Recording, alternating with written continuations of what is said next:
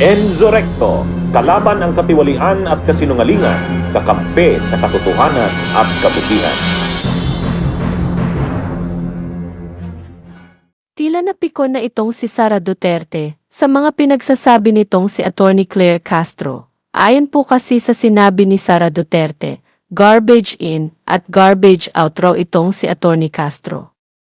Ibig niya pong sabihin dito ay parang basurahan raw po ang bunganga nitong si Attorney Castro dahil kung ano raw ang pinapasok sa utak nito ay siya rin raw ang lumalabas sa kanyang bibig. Puro raw basura. At bakit puro pamumulitika ang nagiging topic nitong si Castro? Bakit hindi raw tutukan na lang niya ang mga magagandang ginawa ng kanyang boss? Yan po yung ilan na sinabi ni Sara Duterte sa kanyang interview. Anyway, para po sa iba pang mga sinabi nitong si Sara, panoorin po natin ito.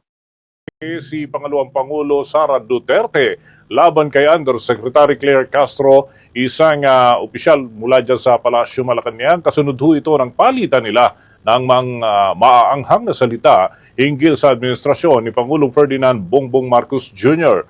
Sa isang panayam ay inihalintulad ni Vice President Duterte si Undersecretary Castro sa kasabihang garbage in, garbage out bilang tugon niyan sa panawagan ni Castro na dapat ay i-level up ng Vice Presidente ang kanyang mga pahayag gamit ang data at lohika doon sa mga argumento. Sa halip ay puro pamumulitika ay maanghang na pananalita at mura dapat umanong iangat ang antas ng diskusyon at maging profesional sa mga inilalabas na mga pahayag. Narito ang naging tugon ni Vice President Sara Duterte.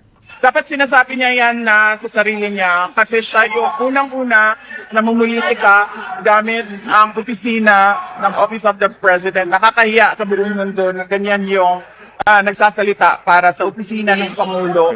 At siya din, dapat niya sabihin sa sarili niya, dapat siya pumunta sa harap ng salamin at sabihin niya yan na ngayong araw na ito ay hindi na ako aatake sa mga kalaban ng aking boss at ang sasabihin ko lang ay ang mga ginagawa ng aking boss para sa bayan. Mga kabombo, bahagi pa yan ang mga pahayag ni Vice President Sara Duterte kaugnay ng kanyang tugon kay Undersecretary Claire Castro. Dagdag pa nga ng Vice Presidente na wala kasing ginagawa raw si Pangulong Ferdinand Marcos Jr. para sa bayan kaya wala ding masabi ang tagapagsalita nito. Narito pa ang patuloy ng mga pahayag ni Vice President Sara Duterte. Sumasagot lang naman ako sa kanya, hindi ako tao na kilala na unang nakikipag-away.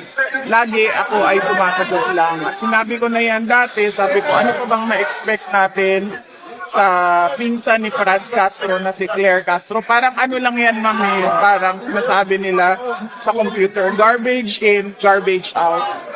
So, pumapasok sa kanya, basura, lumalabas din sa bibig niya, basura lang. Yan mga kabunyog, narinig po natin itong banat ni Sara Duterte laban dito kay Attorney Claire Castro. Ngayon mga kabunyog, ano naman po ang masasabi natin dito sa mga sinabi ni Sara Duterte kay Attorney Claire Castro? Well, sino ba ang naunang bumanat mga kabunyog? Di ba itong si Sara Duterte? Halimbawa nito yung binanatan niya yung 20 pesos na bigas ng ating gobyerno, di ba sinabihan niyang pagkain ito ng isang hayop? Na imbis na tulungan na lang ang gobyerno dahil trabaho naman ito ng isang vice-presidente, ano ang ginawa nitong si Sara? Ito mga kabunyog. Ma'am, in-announce ni sisimulan daw yung pagbebenta ng 20 pesos per kilo na bigas. Sa Visayas daw po unahin yun. Ano pong reaction ninyo? Yan, di ba yan na yung sinasabi nila noon pa na hindi nila magawa hanggang ngayon? Dahil hindi nila alam kung paano gawin. At dahil, sa totoo lang, nung sinabi yung 20 pesos per kilo na bigas, ay nagsinungaling yung nagsabi. Alam niyang hindi kayanin. Pero pinaasa niya ang mga tao na ibibigay yon. One last meron akong meron akong pagdududa ha na magbebenta sila ng 20 pesos per kilo na bigas pero hindi pang tao, pang hayop. Kanang ginatawag nila og ano sa bana siya sa murag lamaw. Oo. Ganyan. Ganun ba yung bigas ng NFA, sir? Ganyan yung pag sinabi natin 20 pesos per kilo na bigas, yung pwede kainin ng tao. Oh, yan, 'di ba? Yan yung 20 pesos per kilo na binebenta, yung pinapakain sa baboy. Hindi mga baboy hindi mga hayop ang mga Pilipino.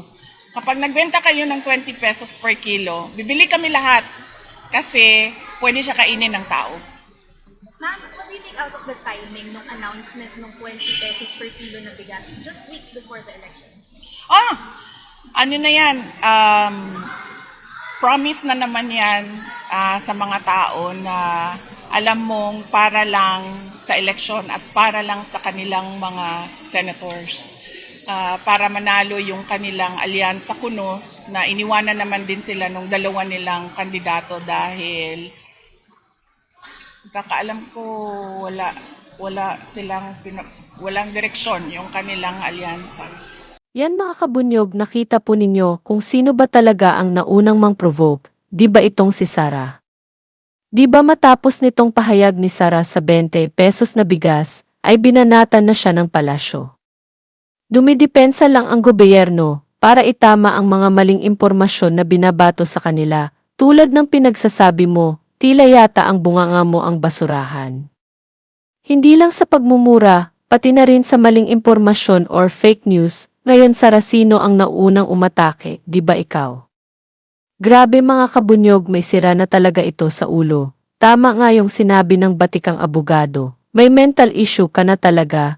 Minsan, ang tapang-tapang mo, pero minsan naman pabiktim ang style mo. Hay naku Sara!